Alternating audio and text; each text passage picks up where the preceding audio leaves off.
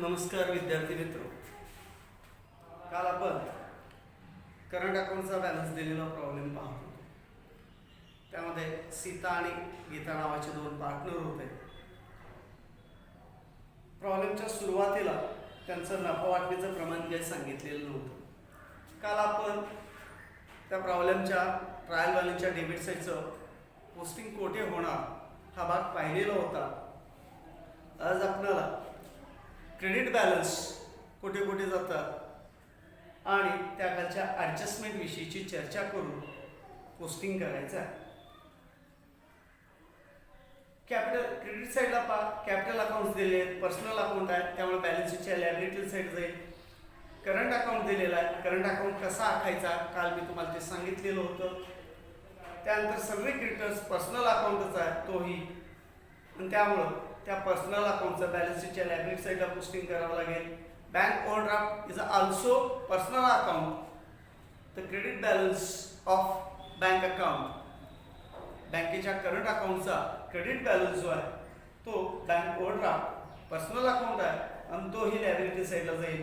आणि sales we have sold the goods goes out from us, त्यामुळे तो trading अकाउंटच्या credit साईडला येईल. अशा पद्धतीने आपण ट्रायल बॅलन्सच्या डेबिट साईडचं आणि क्रेडिट साईडचं पोस्टिंग कुठे होतं ते पाहिलं. ॲडजस्टमेंट काय आहे? Stock on hand on 31 March 2010 was valued at ₹80,000. जो स्टॉक दिलेला आहे तो आज 80,000 रुपये सांगितलेला आहे. या प्रॉब्लेमची तारीख आहे 31 March for the year ended.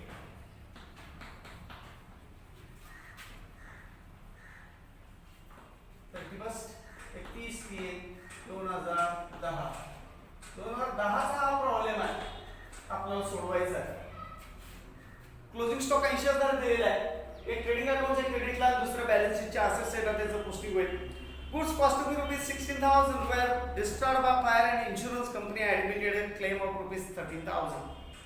पहा 16,000 रुपयाचा माल अगीनच जळालेला आहे आणि इन्शुरन्स कंपनीनं 13,000 रुपये देतो म्हणून सांगितलेलं आहे. आपला गुड्स डिस्ट्रॉयड, 16,000 रुपयाचा माल डिस्ट्रॉयड झाला, डिस्ट्रॉयड झालेला आहे म्हणजे बाद झालाय, जळाला. 16,000 रुपयाचा माल डिस्ट्रॉयड झालेला आहे. इन्शुरन्स कंपनी 13,000 रुपये देतो म्हणते. इन्शुरन्स कंपनी 13,000 रुपये देतो म्हणते म्हणजे प्रत्यक्षात आपला लॉस किती आहे? 3,000 रुपयाचा आपला काय आहे? लॉस आहे. टोटल लॉस झाला होता, प्रत्यक्षात ग्रॉस लॉस 16,000 चा दिसत होता. But we have received from company, insurance company, आपण त्या मालाचा विमा घेतलेला होता आणि त्यामुळे आपल्याला इन्शुरन्स कंपनी 13,000 रुपये देतो म्हणते. ते ऍक्च्युअली आपल्याला 3,000 रुपयाचा तोटा झालेला आहे. हे 16,000 जे ते trading account debit side, trading अकाउंटच्या डेबिट साइडला हे पोस्टिंग होईल. हे इन्शुरन्स कंपनीज क्लेम जे आहे याचं पोस्टिंग बॅलन्स शीट असेट, आणि हे 3,000 चे जे पोस्टिंग आहे ते profit and loss account debit. या पद्धतीने या ॲडजस्टमेंटची 3 पोस्टिंग करायचे. when the insured goods should be destroyed by fire, then we have to record in 3 places destroyed goods. Actual goods destroyed by fire, it is to be recorded on credit side of trading account. 16,000 रुपयाचा माल जळाला, trading अकाउंटच्या क्रेडिटला गेला. The insurance company admitted a claim. आपण विमा घेतलेला होता त्यामुळे आपल्याला विमा कंपनी देणार आहे. How much insurance company ready to pay us? Insurance company going to pay 13,000. 13,000 रुपये मिळणार आहे. 16,000 चा माल जळाला, 13,000 रुपये मिळणार म्हणजे 3,000 रुपयांचा लॉस झालेला आहे. It is the actual loss. It is the actual loss. It is a gross loss. It is the amount receivable from insurance company. And it is the actual loss. Actual loss should be recorded on total loss on debit side. Loss, nominal account. Nominal account च्या नियमानुसार debit all expenses and losses म्हणून हे profit and loss अकाउंटच्या डेबिटला होईल. आणि 16,000 रुपये आपल्यापासून गेलेला आहे 16,000 रुपयाचा माल, म्हणून त्या पद्धतीने त्याचं ट्रेडिंग अकाउंटच्या क्रेडिटला आपल्याला त्याची विक्री करावी लागेल. 3 number, provide for Provide for outstanding expenses. Salary rupees 3000 and wages rupees 2400. Outstanding expenses आहेत म्हणजे ज्या त्या खर्चामध्ये ते ऍड करायला पाहिजे. सॅलरीमध्ये 3000 ऍड होणार, वेजेसमध्ये 2400 रुपये ऍड होणार आणि याच्यात दुसरा इफेक्ट बॅलन्स शीटच्या लायबिलिटी साईडला जाईल. 4 number depreciate machinery at 10% per annum and land and building at 5% per annum. मशिनरीवरती 10% डिप्रिशिएशन काढायचं आहे आणि बिल्डिंगवरती 5%. सांगितलेल्या दरानं सांगितलेल्या असेटमधून वजा करा आणि जी अमाऊंट येईल डिप्रिशिएशनची ती प्रॉफिट अँड लॉस अकाउंटच्या डेबिटला घे. Create reserve for bad doubtful debts. RDD काढायला सांगितलं 5%. डेटर्सवरती 5% आरडीडी काढायचा आहे, डेटर्समधून लेस करायचा आहे आणि त्याचा दुसरा इफेक्ट प्रॉफिट अँड लॉस अकाउंटच्या डेबिट साईडला घ्यायचा. Legal charges paid in advance rupees 1200. इथं लिगल चार्जेस दिलेले आहेत, त्याचं पोस्टिंग आपल्याला प्रॉफिट अँड लॉस अकाउंटच्या डेबिट साईडला होतं म्हणून काल मी सांगितलेलं होतं. त्यामध्ये it is to be paid in advance, आगाऊ दिलेला आहे. त्यामुळं prepaid or paid in advance should be deducted from that expenses. त्या खर्चामधून तो खर्च प्रीपेड जो खर्च असेल तो वजा करायचा असतो. लिगल चार्जेस मधून आपण ते 1200 रुपये वजा करायचे आहेत आणि त्याचा दुसरा इफेक्ट बॅलन्स शीटच्या असेट साईडला घ्यायचा. आणि last provide interest on capital at 8% per annum. आपले जे काही कॅपिटल आहेत शेतांनी त्याचे 1,20,000 दे आर इक्वल पार्टनर्स. त्यांचं नफा वाटणी प्रमाण काय या प्रॉब्लेममध्ये सांगितलेलं नाही. ज्या प्रॉब्लेममध्ये पार्टनरांचं नफा वाटणी प्रमाण काय आहे ते सांगितलेलं नसतं त्यावेळी ते इक्वल असतात. सम प्रमाणात होणारा नफा किंवा होणारा तोटा सम प्रमाणात त्यांना वाटून द्यायचा असतो. त्याचं कॅपिटल आहे 1,20,000. त्या 1,20,000 वरती आपल्याला 8% इंटरेस्ट काढायचा आहे आणि ते इंटरेस्ट करंट अकाउंटच्या क्रेडिट साईडला घ्यायचं. आज आपण डेबिट साईडचं पोस्टिंग काय होतं, trading profit and loss account ट्रायबलच्या डेबिट साईड आणि ट्रायबलच्या क्रेडिटचं काय पोस्टिंग होतं ते पाहायचं आहे आपल्याला. या अकाउंटवर only and only nominal account should be recorded.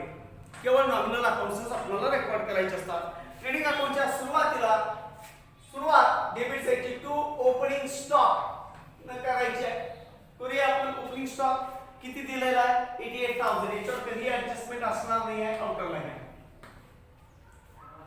त्यानंतर परचेज दिलेले आहेत, त्याच्याच खाली टू परचेजेस नेहमी इनरला घ्यायचे परचेजेस 1,76,000 कारण रिटर्न सांगितलेले असतात. क्रेडिटचे रिटर्न या परचेस मधून वजा करायचे आणि डेबिटचे रिटर्न्स असतील तर ते सेल्स मधून वजा करायचे असतात. त्यानंतर वेजेस इक्वल सोडूया टू वेजेसवर ऍडजस्टमेंट आहे त्याची अमाऊंट इनरला घ्यायला पाहिजे आपल्याला 23,500 कारण वेजेस हे फॅक्टरीचा खर्च आहे म्हणून. त्यानंतर सॅलरीज इथं आपला ट्रेडिंग अकाउंट संपेल असं गृहीत धरूया.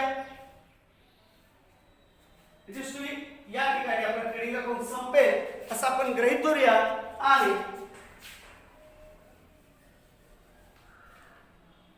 तिथून पुढे प्रॉफिट अँड लॉस अकाउंटची सुरुवात. प्रॉफिट अँड लॉस अकाउंटची सुरुवात नेहमी सॅलरीनच करायची. जशी ट्रेडिंग अकाउंटची सुरुवात ओपनिंग स्टॉक झाली तशी प्रॉफिट अँड लॉस अकाउंटची सुरुवात नेहमी सॅलरीने करायची. टू सॅलरी आणि सॅलरीवर सुद्धा ऍडजस्टमेंट आउटस्टँडिंग आहे त्यामुळे सॅलरीज इनरला घ्या 15,000 रुपये. ही कोर्स सोडायची याच्यात.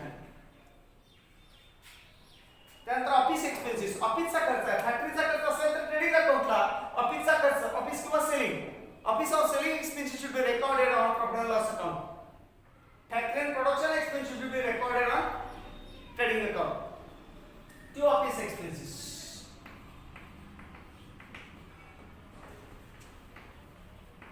ऑफिस एक्सपेन्सेस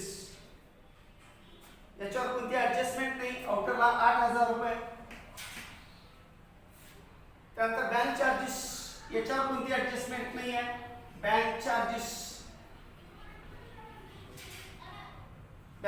आहे 2,600 आउटरला. त्यानंतर टू लिगल चार्जेस याच्यावर ऍडजस्टमेंट आहे. लिगल चार्जेस फॅक्टरीचा खर्च नाही आहे नॉमिनल अकाउंट आहे त्यामुळे इनरला 3,000 रुपये याच्यावर ऍडजस्टमेंट असल्या कारणानं.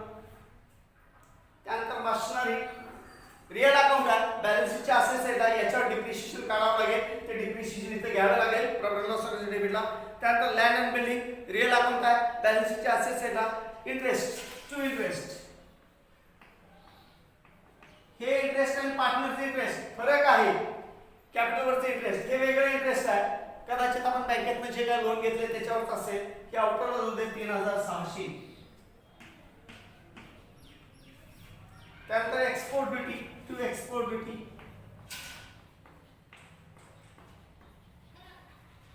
Export duty 3800. त्यानंतर टू बॅड डेब्ट्स याच्यावर काय ऍडजस्टमेंट नाही आहे आउटरला. Bad debts 4000. त्यानंतर सगळे डेटर्स पर्सनल अकाउंट आहे बॅलन्स शीटच्या असेट साइडला. Travelling expenses to travelling expenses travelling expenses 3200.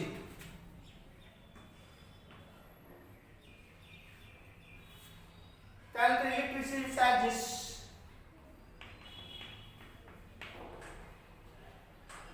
हे काय फॅक्टरीतले नाही. फॅक्टरीतले असते तर क्रेडिट अकाउंटला, फॅक्टरीतला नाही आहे त्यामुळे प्रॉब्लेम लॉस अकाउंटच्या डेबिटला 2300.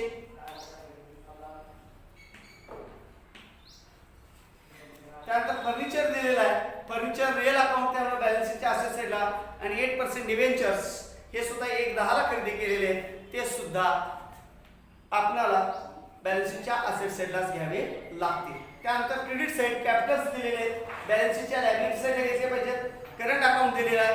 करंट अकाउंटचा बॅलन्स सुद्धा आपल्याला त्या करंट अकाउंटवर घ्यायला पाहिजे. त्यानंतर सर्व क्रेडिटर्स दिलेलं आहे तेही पर्सनल अकाउंट असल्या कारणाने बॅलन्स शीटच्या लायबिलिटीला बँक ओव्हरड्राफ्ट दिलेला आहे तोही पर्सनल अकाउंट आहे. त्यामुळे बॅलन्स शीटच्या लायबिलिटीला राहता सेल्स ट्रेडिंग अकाउंटची क्रेडिट साइडची सुरुवात बाय सेल्स ने घ्यायची. बाय सेल्स यामध्ये रिटर्न्स वगैरे काही नाहीये त्यामुळे डायरेक्ट आउटरला 3,08,10. परचेस वर सुद्धा काही रिटर्न नाही त्यामुळे आहे तसं आउटरला. अशा पद्धतीने आपल्याला हे पोस्टिंग करावं लागेल. याच्यावर होणाऱ्या ऍडजस्टमेंट ज्या काय आहेत त्या ऍडजस्टमेंट तुम्ही स्वतः सोडवायचे. त्या सोडवत असताना काय जर शंका आल्या तर फोन करून मला विचारायच्या आहेत. या ठिकाणी आपण थांबणार आहोत. तुम्हाला गृहपाठ दिलेला या व्हिडिओमधून प्रॉब्लेम तुम्हाला ऑलरेडी 3 दिवसापूर्वी व्हॉट्सअपवर पाठवलेला होता. पोस्टिंग काय होतं ते सांगितलेलं आहे.